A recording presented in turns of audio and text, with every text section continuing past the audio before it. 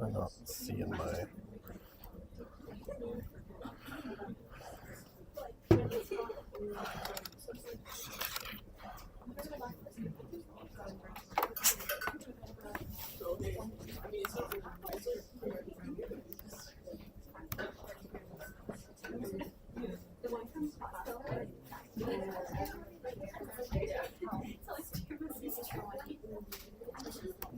This happened yesterday. PC screen.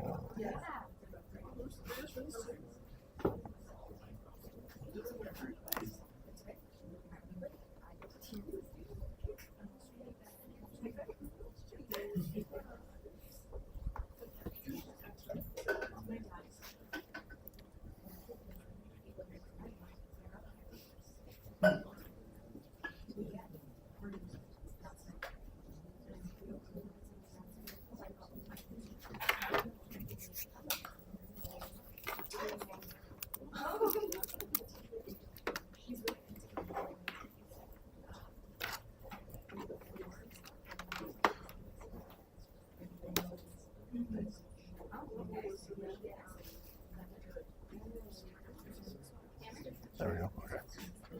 That'll work. Like that.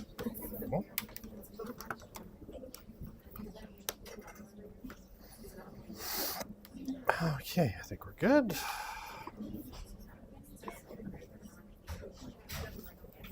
Alrighty.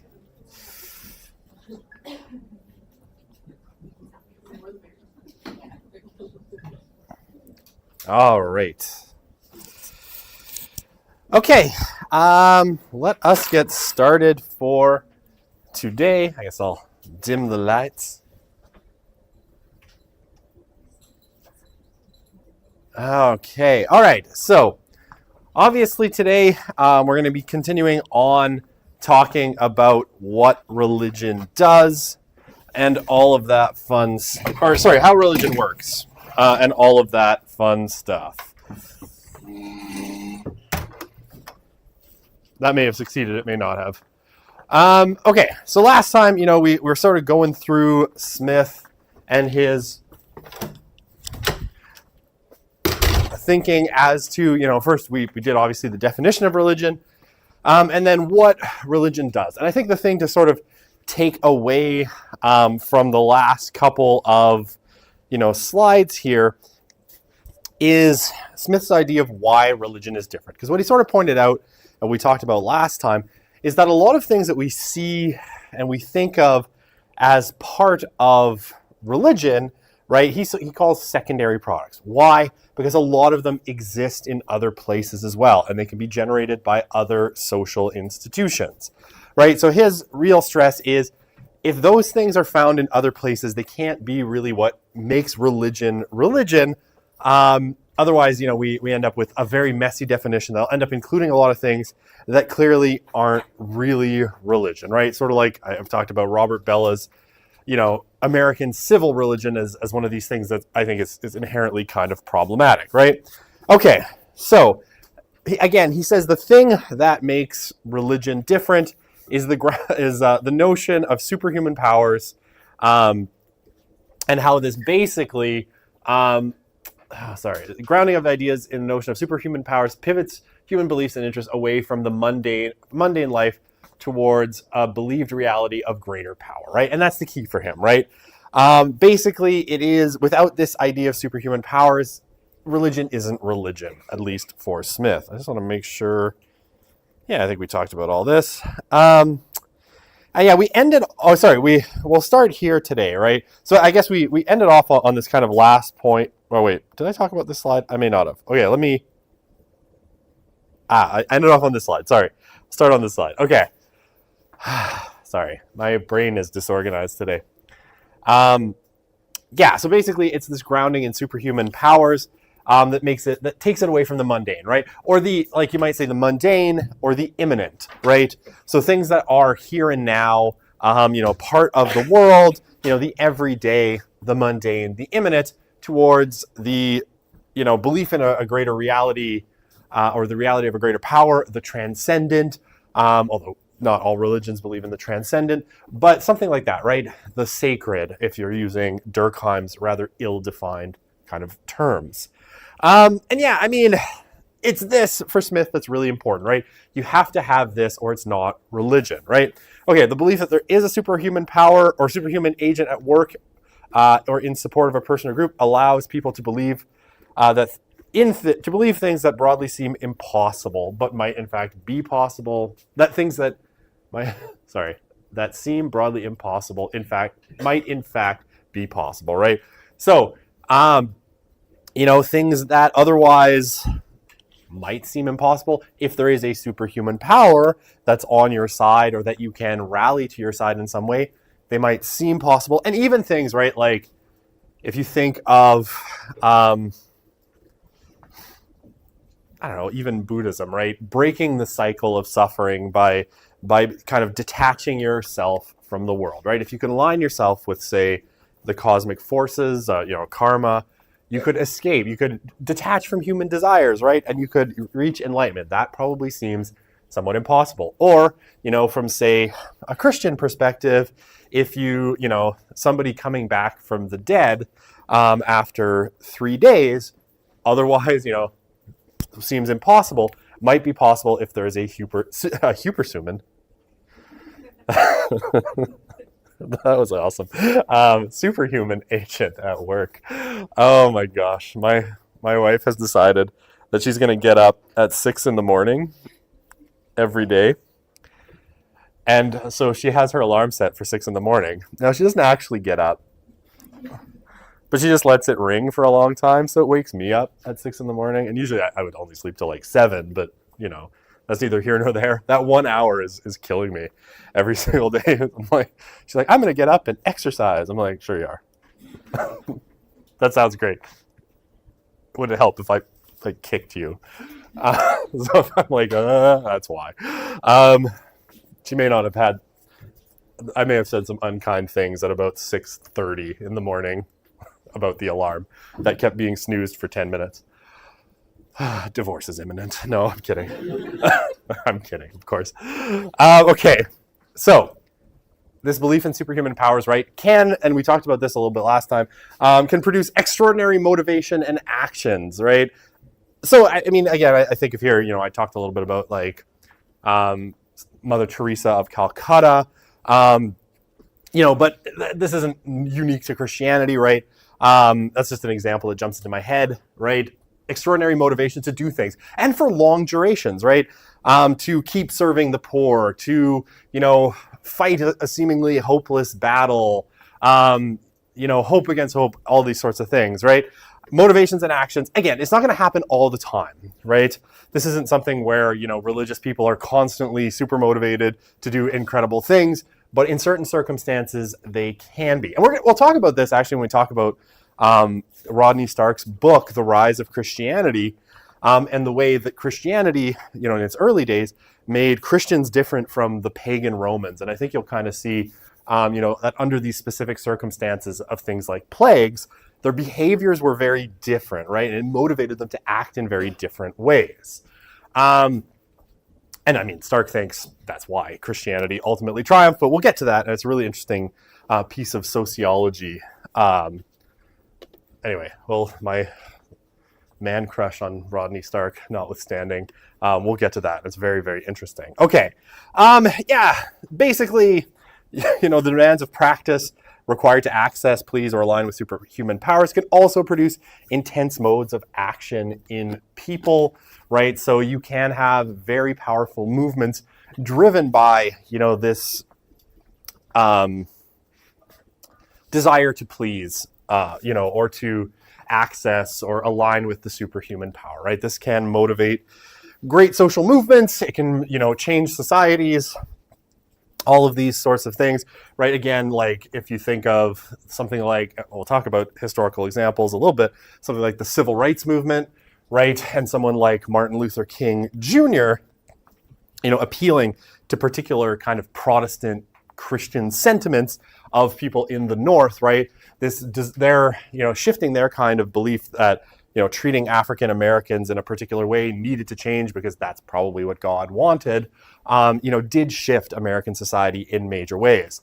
I mean, or someone like, William Wilberforce in England in the, I think, 1830s, who was, kind of the leading campaigner to abolish slavery in the British Empire, driven broadly by his, I think he was a Quaker.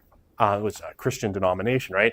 And the belief of the Quakers that, this kind of thing was inherently wrong, right? Transformed that whole society. And, within a couple of decades, the British had not only abolished slavery, but they were hunting down slave ships off the coast of Africa and freeing the people that were on them, right? And you could list a million examples, where religion motivates people in quite exceptional ways. I mean, sometimes not necessarily positive ones, right? Certainly religious violence across the board in every religion can, everywhere from, trying ethnic cleansing of people who don't share your religion to, potentially things like targeting abortion clinics can all be driven by these modes. So it's not all, happy clappy,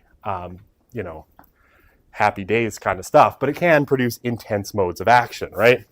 Okay, and may shield people psychologically against the possible negative consequences of an action by promising something greater. So, I mean, someone who might choose to live in poverty and serve the poor, right? Obviously, they're going to live potentially a life with a lot of suffering. But then if there's the promise of like, an eternal reward, eternal bliss, happiness. There's even there's an episode of The Simpsons where, all the whole town joins a cult called the Movementarians. And basically, it's based on this premise that the leader is going to fly them off to a planet called Blisstonia, known for its high levels of bliss, at the end of this process. But at the moment, they have to toil in the field growing like soybeans or something, right? So it's like, oh, we can tolerate the soybean growing because we'll be taken in the spaceship to Blisstonia, right? And that's a silly example, but, that's the kind of thing you could see, right? Yeah, please.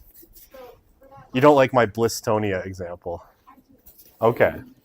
But for the last point, I know there is one branch of Christianity called prosperity gospel, where it's like the rich are rich because God favored them, so they're getting their rewards now. So would that kind of be in terms of like the psychological? So I see that light too, but is that kind of like a wealth guilt thing they're dealing with, or like a justification, especially if they got their money through like unethical means? They're like, well, I got this way because God wanted me to have this money. So the prosperity gospel tends to be more targeted actually at the poor, right? It actually isn't necessarily targeted at the wealthy as much as it's like, why don't you have, God's blessing? And obviously the prosperity gospel comes in sort of like mild forms and more extreme forms. And like the extreme, you got like the televangelists who are like, send me whatever you can. And that's like a seed planting for your future wealth and God will return it to you, 20-fold or whatever. I think that's targeted at kind of desperately poor people who are like, obviously I haven't in some way tried to propitiate God enough by praying hard enough or giving enough of what I do have. So that's why I'm not getting sort of the earthly reward. There's obviously, I think, milder forms. You might think of like, what's the guy with the stupid hair? Joel Osteen out of Houston, right? Where, it's a little bit softer and it might be a little bit more what you're saying. It's like, oh, you're rich? Well, that's because God has blessed you. So just keep on doing what you're doing, often with a sort of like give 10% of your massive income to the church and I'll take care of it. I promise I won't buy another yacht. So could you then argue that if it is targeting like a poor income and whatnot, it's actually creating more negative consequences that would cause more psychological harm, which almost creates like a weird cycle of... Being no fan of the prosperity gospel, I certainly think that's a possibility. But I mean, for them, it's like, okay, the possible negative consequence. Oh, all right, I give 10% of my income. I don't really have it to give.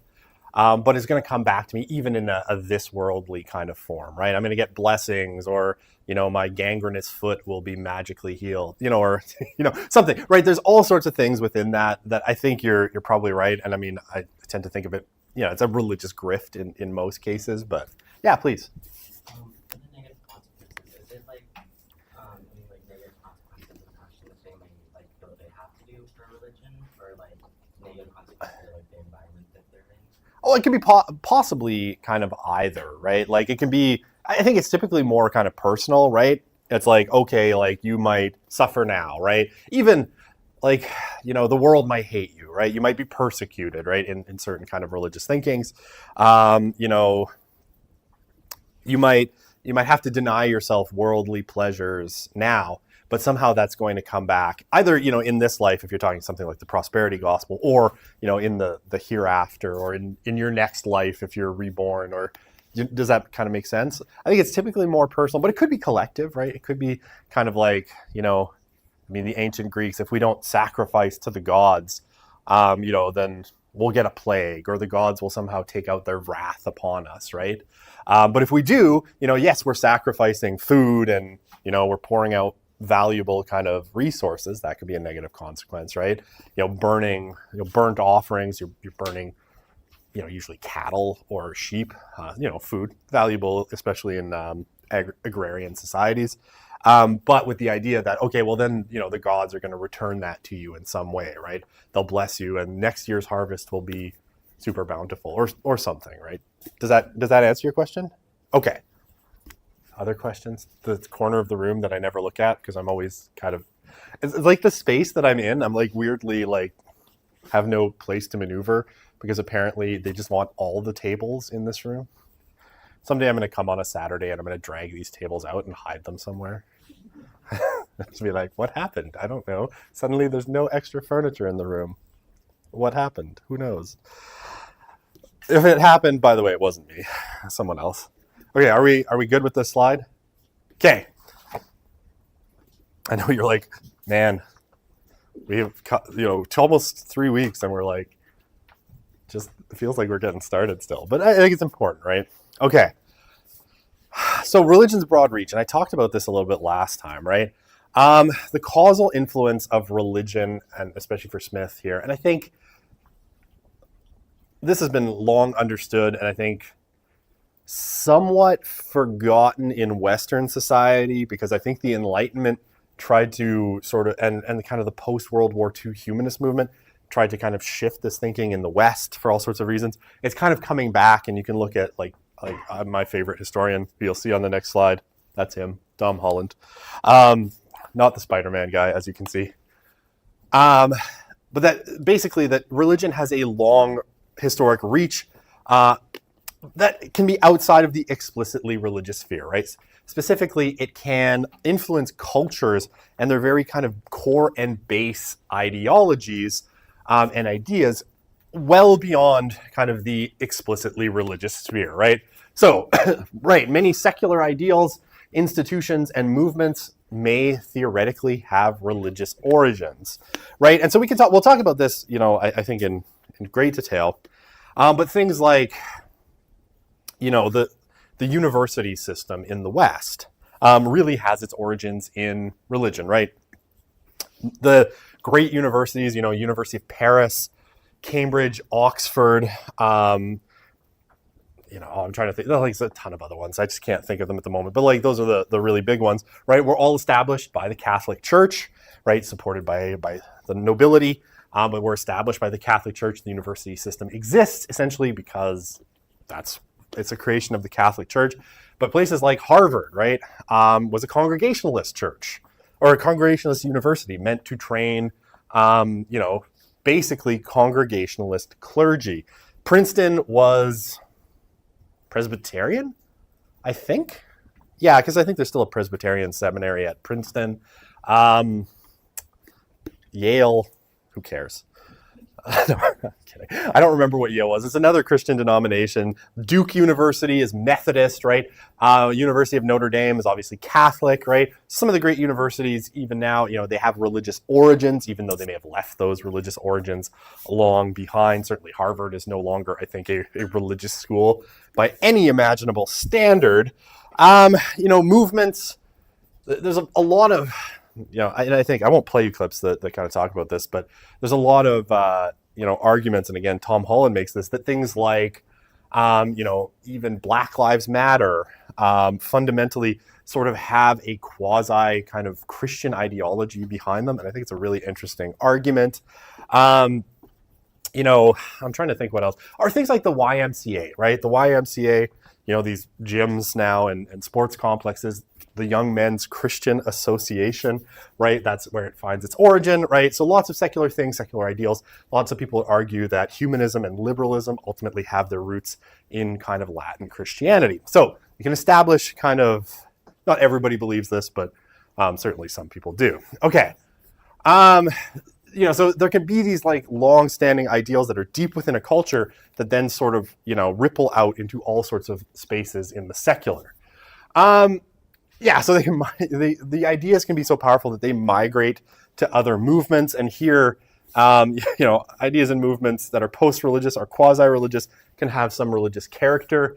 And here, specifically, like people have pointed out that Marxism weirdly is kind of a sort of heretical Christian movement that rejects God and the transcendent, but keeps a lot of the kind of foundations of Christianity, specifically its concern for, and its kind of championing of the oppressed and the downtrodden, right?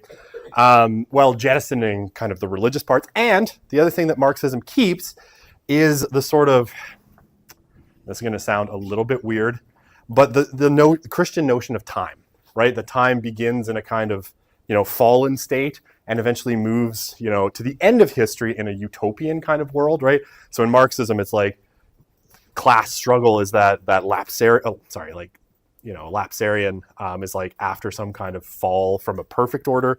That's our, Marxism often kind of is predicated on the notion that in agrarian societies or pre-agrarian societies, you had sort of a perfect balance. There's been some kind of notions that they were all like peaceful matriarchies, which isn't true, but nevertheless, you have some Marxist kind of thinking that's like that. I see your hand. And then we get into, different kind of power structures where the powerful oppress the weak economically, and then you move into communism, which will be a kind of utopian world, right? So the same kind of trajectory as in a sense, Christianity, from fallen, perfect to fallen, and to somehow redeemed at the end of time. Yes? So this is the idea of like Marxism with religion. So I know like when actually for a while, there has been like corruption tied to religious institutions and whatnot. So is it possible that during the time of Marx, it was that authorities were taking advantage of like the workers of the proletariat? And it just got to a point where if you're going to reject the authorities that are like taking advantage of you, if you have these people who are claiming to be religious and being the main people doing it, what's that one philosophical thing? Like I think that's essentially like the problem of evil, which is one of the kind of philosophical objections to God.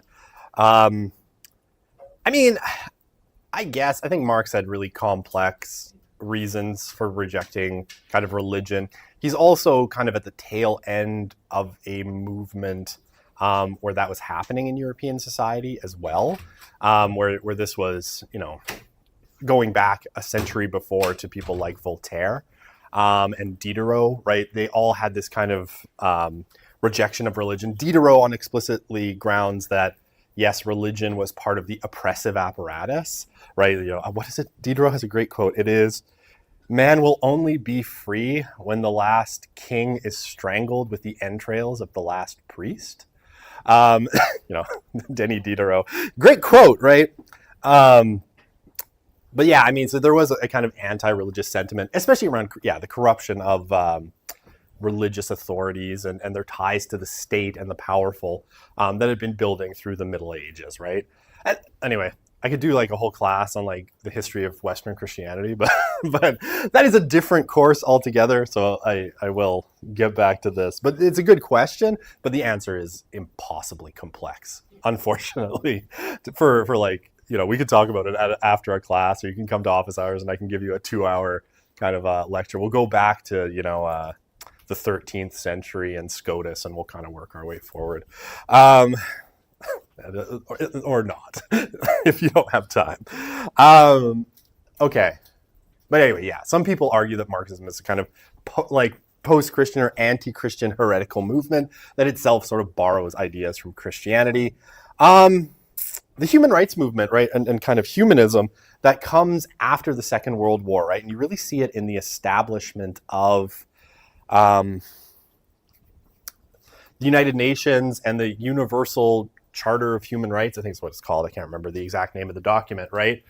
A lot of people, Tom Holland definitely argues this, not in the clip I'll show you. Well, maybe he does talk about it, actually. And this idea of like international law and all of these things. A lot of historians have argued that this is a sort of attempt by, the Western kind of elites who have sort of lost their faith in Christianity, really, to take what they like about Christian ideals, right?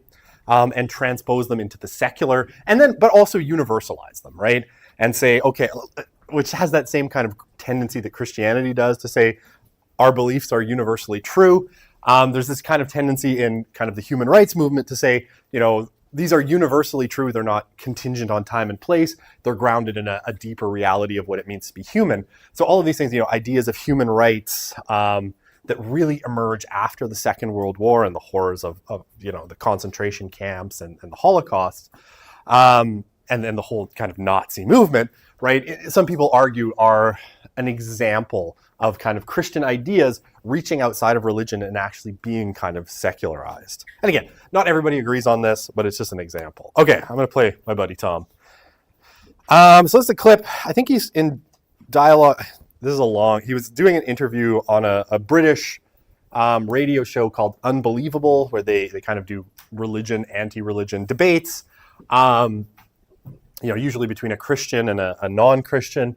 And then, so he was talking, I think he's in dialogue here about his book, Dominion, fabulous book. You should all read it. Dominion, The Making of the Western Mind, with a former bishop of the Anglican Church, N.T. Wright. Anyway, they're talking, I think, about Paul, like St. Paul, one of the early kind of Christian thinkers, who's very prominently featured in the New Testament, and then how that kind of affected Western history. All right, let's play. Well, he says it better, and he has a British accent, so he sounds cooler than I do.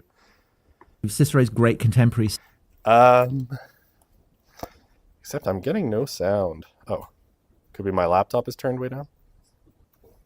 Now it's going to be really loud. Caesar is, by some accounts, slaughtering a great contemporary Caesar is, Cicero's great contemporary Caesar is, by some accounts, slaughtering 1 million Gauls and enslaving another 1 million in the cause of boosting his political career. And far from feeling in any way embarrassed about this, he's kind of promoting it. And so when he holds his triumph, people are going through the streets of Rome carrying billboards, boasting about how many people he's killed. And this is a really terrifyingly alien world. And the more you look at it, the more you realize that it is built on systematic exploitation. Mm-hmm. So the entire economy is founded on slave labor. Right. The sexual economy is founded on the absolute right of free Roman males to have sex with anyone that they want, any way that they like. And in almost every way, this is a world that is unspeakably cruel to our way of thinking. And so this worried me more and more. And it was kind of like, I was thinking, well, I'm clearly not, as I'd vaguely imagined, the heir of the Greeks and the Romans in any way, really. And so where am I coming from? And it was like a kind of itch, you get on your back and you can't find it. And this was then enhanced for me by then writing a book about late antiquity and the emergence of Islam from the late religious, the religious and imperial context of late antiquity. And again, finding in Islam a profound quality of the alien. That, you know, there were aspects of Islam that were very familiar, but there were many aspects of it that again seemed deeply, deeply alien. And I began to realize that actually, in almost every way, I am Christian. And I began to realize that actually, Paul, although in many ways he seems a much less familiar figure than Cicero, the kind of, you know, urbane man with his property problems. You know, Paul never had any property; he just made tents. Yes. That in almost every, you know, what is it? Seven. That is the 7 letters that are People conventionally people ascribe to absolutely him. accept. Yeah. That, you know, and as Tom Wright was saying, you know, this is not a very lengthy amount of writing, but compacted into this very, very small amount of writing was almost everything that explains the modern world. Well, the And- Western and- world, as we take for granted. Yes, but also the way that the West has then moved on to shape, you know, concepts like international law, for instance. So the fact, you know, concepts of human rights, all these kind of things, ultimately, they don't go back to Greek philosophers. They don't go back to Roman imperialism. They go back to Paul. Some and of the humanists Paul and really atheists, is, you know, his letters, I think, are, along with the 4 Gospels, the most influential, the most impactful, the most revolutionary writings that have emerged from the ancient world. When you penned that article, I think it was for the New Statesman, What I where got you wrong. said what I got wrong, Yeah. and you sort of came out, as it were, and said, as far as my values and, you know, background are concerned, I am a Christian. Yeah. It was interesting to see the response to that, because I saw lots of atheists and humanists saying, "Oh, hang on, you know, democracy, that goes back to the Greeks. You know, don't pretend that Christianity gave us everything we're grateful for." But you honestly think that actually people simply haven't appreciated just how much we owe to Well, the Judeo-Christian? I think.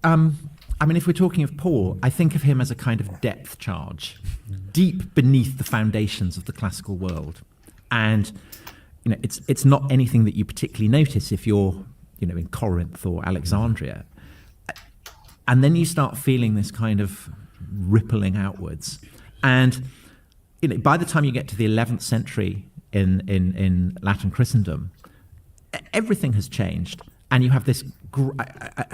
I think essentially what Paul's significance is that he sets up ripple effects of revolution throughout Western history. So the 11th century, where with the Papal Revolution, essentially it establishes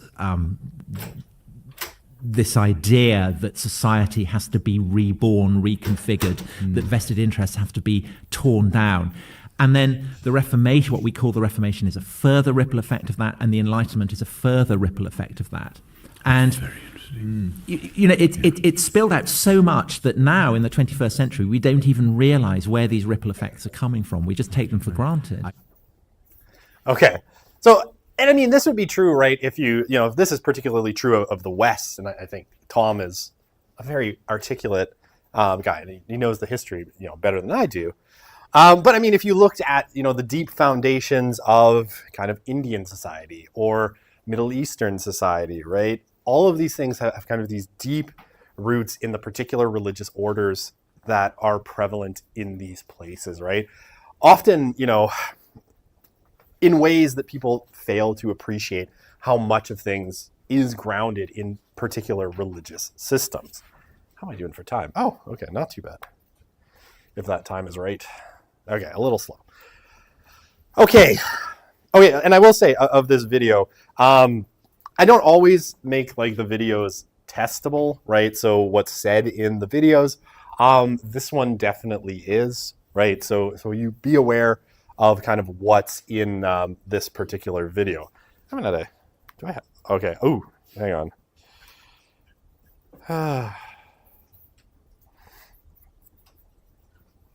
Okay, I think I answered these last time. I didn't answer that because I still don't know. That's an interesting question. Why is caring for the poor deemed a religious quality? Does the concept not predate religion? I mean, in the West, it certainly is principally one that's associated with Christianity. Caring for the poor in kind of the ancient world, in Greece and Rome, was not something that the elites particularly cared about. We'll talk about it when we talk about the rise of Christianity. I'll kind of show you how it emerges and what the difference is. And I mean, to the point where,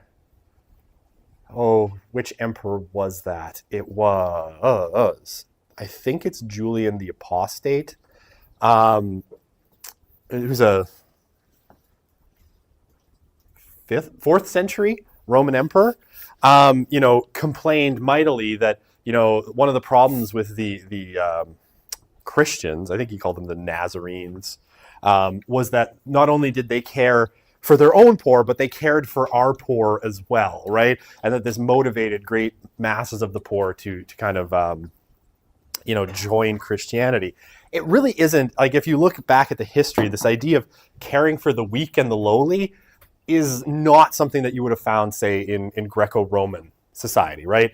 The powerful, those were societies that really championed the powerful as the ultimate examples and the best people in society. It's this weird thing. It's in Judaism, right?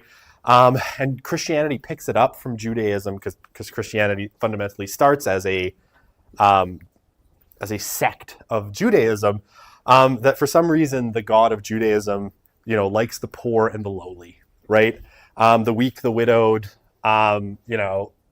all of these are those that are most loved by that particular vision of divinity. And so once Christianity really comes into Western culture, when it's adopted by Constantine, it sort of transformed the society, to which point, I think your question's interesting, because actually kind of no. Until that Judeo kind of Christian idea sort of takes over the West, there isn't this idea of really caring for the poor. It's much more like the poor, the sick, they're on their own, right? They are weak, and the weak are not to be championed, right? The people to be championed are people like Caesar, right? Julius Caesar and his murder of a million Gauls and his enslavement of a million others, because that's what the gods favor, right? And if you're lowly, clearly that's because you're not being favored by, say, the Greco-Roman gods or most other pantheons. It's a really kind of odd idea, I think. And I think, Tom Holland would agree with me. So I'm going to say, read his book. It's really interesting. Okay. Nope, don't play him again. Okay. So yeah, 12 minutes. Okay. We're almost through this, I swear. There's only, 10 causal mechanisms you now need to learn about. And then we'll be done with how religion works. Okay, so religion, basically, Smith thinks that religion kind of operates through different mechanisms to influence society, right? Its influence, and he says, to really understand the role it plays in human societies, you have to look at the many ways its influence can spread over time. And sometimes, right, these are apparent, and sometimes you might notice it right away, and sometimes it might kind of slowly work through history and through culture over incredibly long durations, right? Multiple lifetimes, hundreds of years, thousands of years. Okay, so causal mechanism number 1, and I've helpfully labeled them with numbers, whereas Smith does not, but we're going to talk about them in terms of numbers. All right, causal mechanism number 1.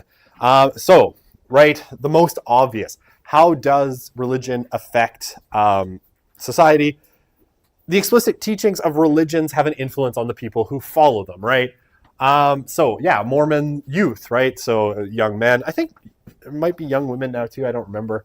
But young men, spend 2 years on mission, right? So young Mormon missionaries are sent out and they knock on my door, and then I laugh because one of them looks like he's 5, and yet his name tag says Elder Bird. And this happened. My wife is a lovely person, but she invited a pair of Mormon missionaries in, and I swear to God, they're like 12, maybe 18. And so I feel bad for Elder Bird because the only thing I could think about was, where is Younger Bird? If this is Elder Bird, where is Younger Bird? And, I will say I didn't sadly take their home video or the video they tried to show us very seriously. I felt kind of bad about it, and my wife told me I was being a jerk. But okay. But she offered them coffee, so I feel like I'm in the right there. I'm like, oh, dearie. Okay, but Mormon youth, right, spend 2 years on mission. They don't drink coffee, right, because substances like coffee and alcohol are banned in Mormonism. The Amish shun modern technologies, right? Muslims fast during Ramadan. These are clear things that religion is taught in religions that then religious believers do, right? So just actions that people take because of religious teachings, right? And they shape practices like lifestyles, institutions, and cultures surrounding these religious practitioners, right? And things like, when you worship, like when you're supposed to worship, can shape like the cycle of the week, right? Or the cycle of the day, right? For Muslims, they have 5 times of prayer in a day, right? That shapes their daily life. They have Ramadan. Christians have Lent. You have Diwali. All these things, right? They shape the kind of cycle of time that people live through, right? So it's because these are explicit sort of religious teachings. Okay. Oopsie. Sorry, does that one make sense, right? That one's easy. What's taught in religion shapes how people act. Okay. This one's a little bit more abstract. I love this picture so much. Her face. Sorry. Social influence of network ties, right? Okay, so sometimes merely being part of a religious community causes people to adopt certain behaviors, even if they're not explicitly taught by that religious group, right? So American evangelicals strongly favor the Republican Party, though there is nothing explicit in evangelical Christianity that says thou shall vote Republican.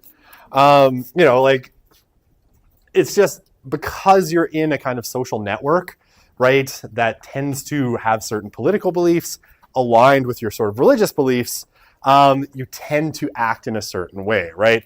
People who are part of religious communities are more likely to be interested in things like homeschooling, right? Typically, right, very conservative evangelicals and Roman Catholics are the ones who are most interested in homeschooling, because along with this particular brand of religion comes suspicion of the state, right? And state power and, the corruption of your children in the public education system, right? Now, again, that's not an explicitly religious teaching, but it's something that seems to be contextual within those kinds of social networks, right? Good with that one? Okay, perfect. Contextual effects. So this is an interesting one. Larger social context can exert an influence on people living within it independently of the religious characteristics of the people themselves. Okay, what does this mean? Hello, bug. I've been attacked by a mosquito. I think he's been following me. There was also a mosquito in my car. It's quite a long walk. This is a very, very persistent mosquito. Maybe a different one. Okay. So how does this causal mechanism work? Basically, right, just in the context of where you are and the people around you and how they act religiously, it can affect how you yourself act religiously, right?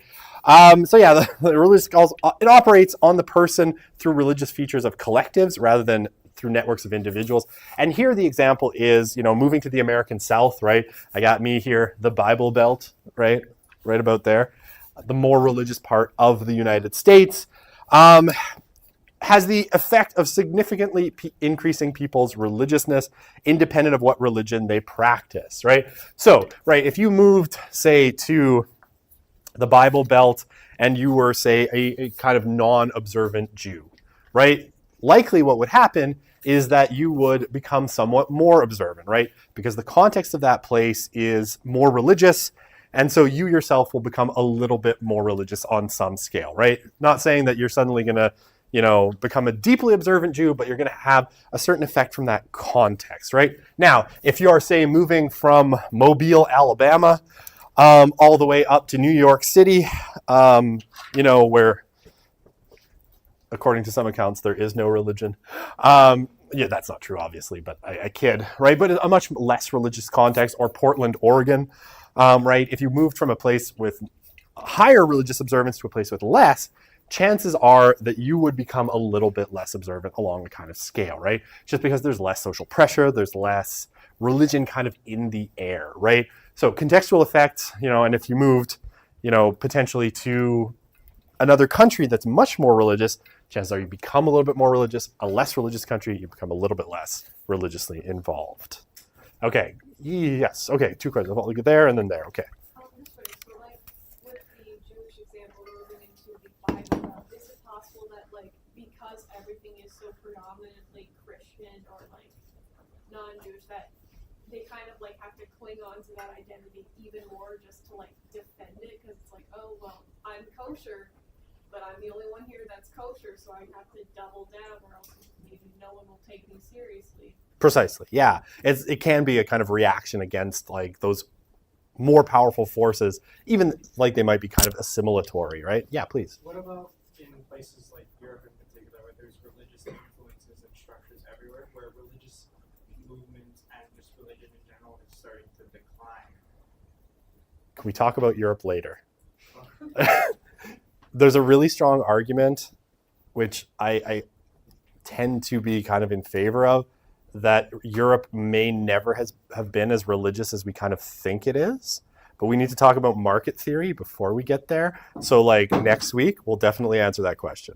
Okay, it's a good it's a really good question though. Okay, I have 4 minutes. I can do one more, or maybe 2. Okay, social service programs, right? This one is again kind of obvious. Religious communities make a massive impact on the world through organized religious social service programs that provide material resources and other kinds of help to people, right? Every Sikh temple, right, will have food kind of prepared because there's this principle in Sikhism that everybody should be able to eat, right? That this is a kind of universal thing. And so there's always, if you show up to I think it's Sikh temple, there's always food, right? There's always something that if you were starving, you could go there and eat, right? Because it's part of kind of Sikhism. And then you don't have to go very far, right, to see, both religious groups and para-religious organizations that are basically out there, go outside into the community and provide services, right? So think of like the mustard seed, right, in Edmonton, right? This is, that serves the homeless population, right? This is a explicitly Christian group. And why do they exist? Because they've been organized, to help, the homeless. Catholic Social Services, right? We have this in Edmonton. Development and Peace, right, is a big international organization that takes resources from here and invests in the developing world. World Vision, right? Maybe World Vision doesn't belong there, but it's basically an evangelical Christian group that sponsors children in Africa, right, and other places in the world to kind of help raise them out of poverty, give them education. Islamic World Relief, right? All of these things exist basically because of religion and because of the prescripts of religion, and they offer services to people. And it's like, this can go across the conservative, progressive spectrum in religion, right? Like say in Edmonton, you would have very conservative Catholic Social Services, the United Way, which had its roots in the United Church of Canada, quite progressive, but basically, offer services here, and then, others offer things around the world. Annually, religious charities disperse somewhere in the range of $100 billion in aid. That's just in terms of money. In terms of actual time, like time and resources offered, it's hard to measure because sometimes the physical services of the volunteers who do these things is difficult to kind of quantify. But one study, said that the replacement value of social services provided by all Philadelphia area religious congregations had a total value of about $250 million, which is more than the city of Philadelphia spent on social services in total. So I mean, it's impossible to calculate, but there's obviously a lot of religious groups offering service in some way, money, building things, education, like all of these things, right, through religious organizations of all sorts of stripes. All right, 1 minute. We can't do any more. We'll start on. We got like 5 left, 6 left. Yes, we've got 6 left. We'll do those next class, and then we will be done, and we'll move on to something else.